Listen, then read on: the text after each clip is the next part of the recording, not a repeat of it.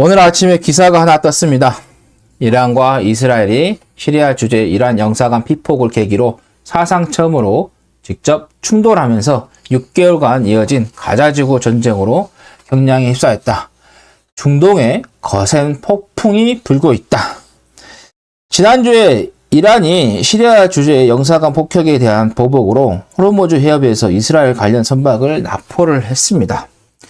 그리고 요르단강 서안에서는 정착존 주민들과 팔레스타인 주민들이 충돌한 가운데 14세 이스라엘 소년이 숨진 채 발견이 됐고요.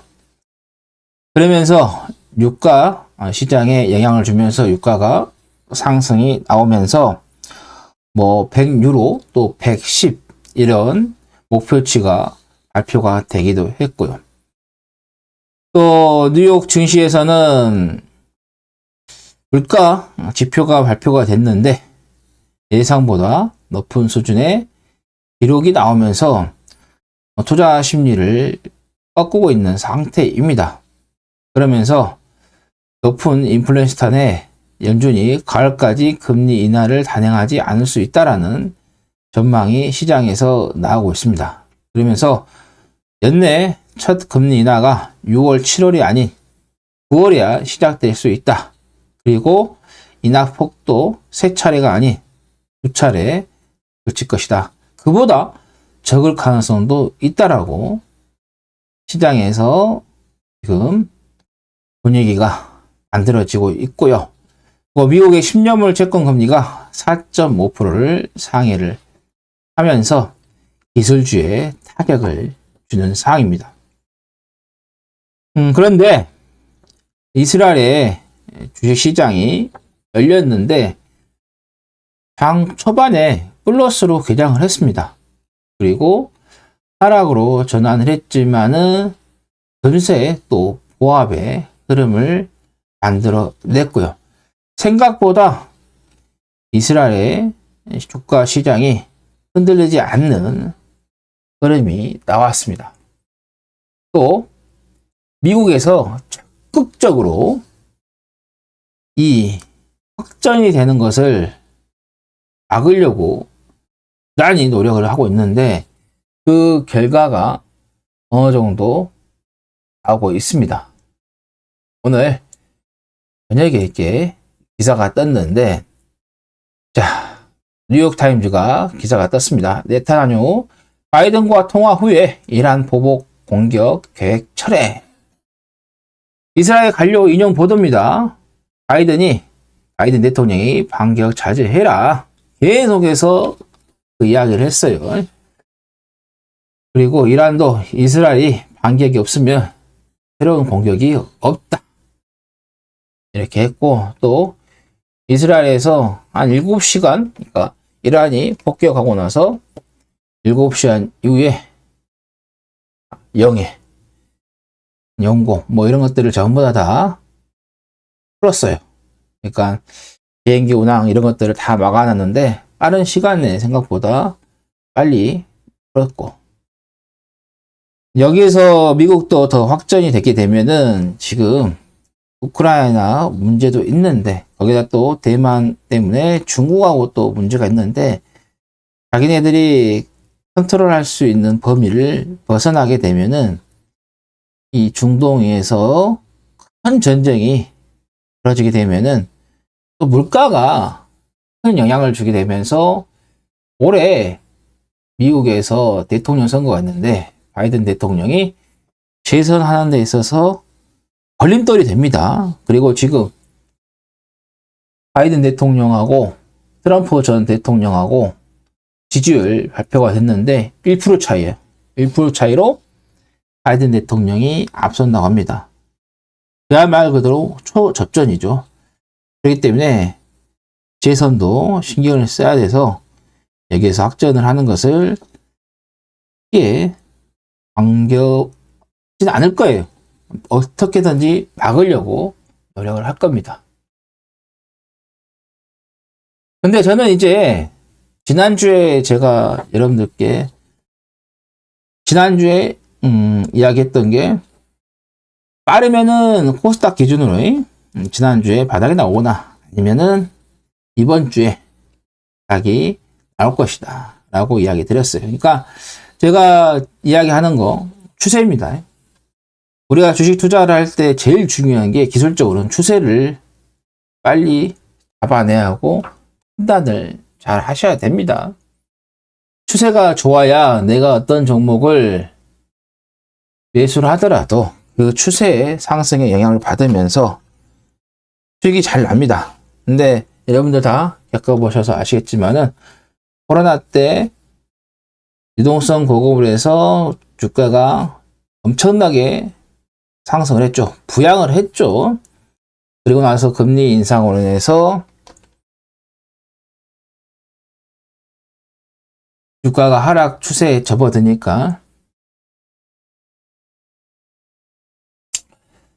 주식가에 그런 대응하기가 정말 어려운 그런 상황이 나왔죠. 그래서 주가는 추세의 흐름을 잘 타야 됩니다. 근데 제가 올해, 그 다음에 작년 연말에 이야기했던 게 24년에 불장을 기대하시라라고 이야기 드렸고, 지금 조정이 나오고 있지만 추세는 살아있다라고 이야기를 드렸습니다. 그렇기 때문에 이거는 일부 전진하기 위해서 일부 후퇴하는 흐름이다 이렇게 보면 되겠습니다. 자, 여기서 작년 10월에 찍고 상승했다가 올해 1월 달에 조정 나왔다. 그리고 또 상승했죠. 제가 1월 달에 이야기했던 게 1월에 조정이 나온 것은 좋은 거다.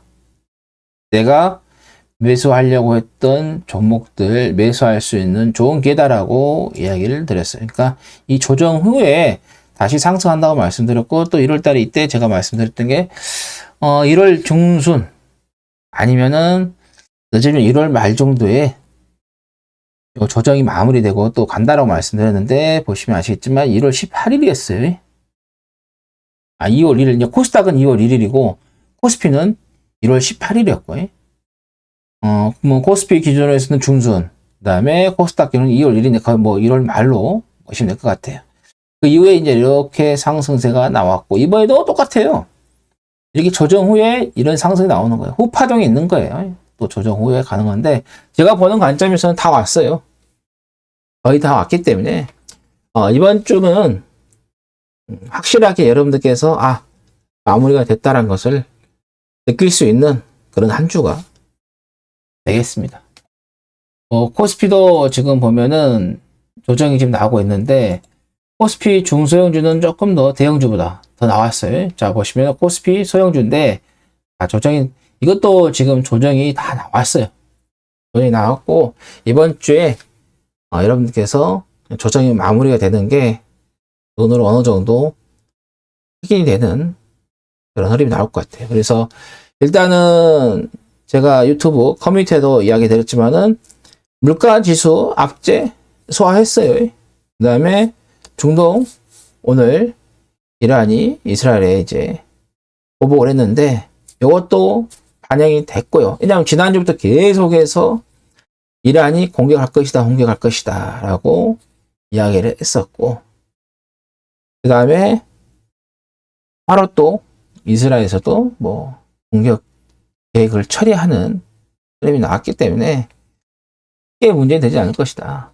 그래서 흔들려도 뭐 하루 이틀 정도 좀 크게 흔들리지 엄청 심하게 흔들리지 않는다. 그래서 이런 악재들을 미리 다 선반영으로 했다 이렇게 보시면 되겠습니다. 그래서 지금 상황에서는 커뮤니티라고 말씀드렸지만은 걱정하지 마세요. 걱정하지 마시고 투자를 하셔야 된다라는 말씀드리고, 이번 주에는 이제 미국 쪽에서 기업들의 실적이 발표가 됩니다. 오히려 이 기업들의 실적이 영향을 더 많이 줄 겁니다. 15일에 골드만삭스, 그 다음에 찰스 슈왑이 실적 발표가 있고요. 16일에는 모건 스탠리, 그 다음에 뱅크 오브 아메리카, 유나이티드 헬스 그룹, 유나이티드 항공 있고요. 그 다음에 17일에는 시티즌 파이낸셜의 실적이 발표가 있고요. 그 다음에 18일에는 블랙스톤, 그리고 19일에는 아메리칸 익스프레스, 그 그다음에 프록터 앤 갬블이 있고요.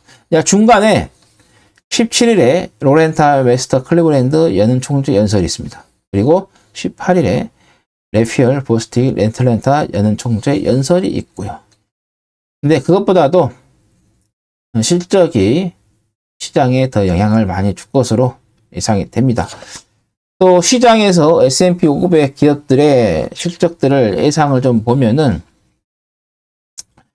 1분기에 지난해 같은 기간 대비해서 3% 늘어난 순이익을 기록할 것으로 전망을 하고 있어요. 그러니까 실적이 나쁘지는 될 것 같다. 그래서 어느 정도 이 실적을 기반으로 해서 미국의 시장이 조정이 나왔던 것들도 회복을 좀 하는 흐름이 나올 거예요. 미국 시장 지금 뉴욕 증시에 대해서 뭐 버블이다라고 이야기를 하고 있는데 제가 보는 관점에서는 버블 아닙니다.